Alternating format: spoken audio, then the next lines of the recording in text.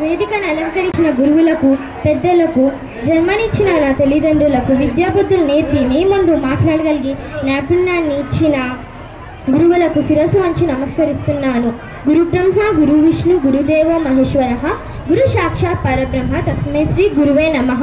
అంటే గురువే బ్రహ్మ, గురువే విష్ణు, గురువే మహేశ్వరుడు. గురు సాక్షాత్ పరబ్రహ్మ అంటే అట్టి గురువులకు నమస్కారం. గురువు అనే పదంలో గు అంటే గతి ప్రదాత, రా అంటే సిద్ధి ప్రదాత, ఉ అంటే అన్ని చేయగలవాడని అర్థం.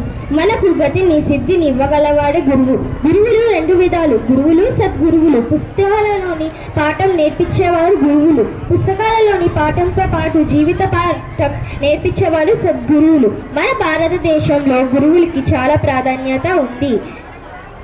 తల్లిదండ్రుల తర్వాత గురువు అంతటి వాడని మాతృదేవోభవ, పితృదేవోభవ, ఆచార్య దేవోభవ అని సూక్తి చెబుతుంది. ఈరోజు సెప్టెంబర్ 5 ఉపాధ్యాయుల దినోత్సవం.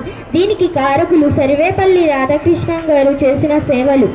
సర్వేపల్లి రాధాకృష్ణన్ గారు తత్వవేత్తగా, భారతీయ రాయవారిగా, విద్యా సంస్థల కమిటీ చైర్మన్గా, ఉపరాష్ట్రపతిగా, రాష్ట్రపతిగా ఉత్తమ సేవలు అందించుగాను 1954లో భారతరత్న అవార్డు సైతం అందించారు.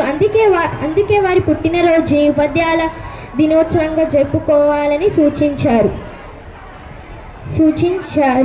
అప్పటి నుంచి ఆ మహమ్మద్ని పుట్టినరోజుని ఉపాధ్యాయుల దినోత్సవంగా జరుపుకుంటాం.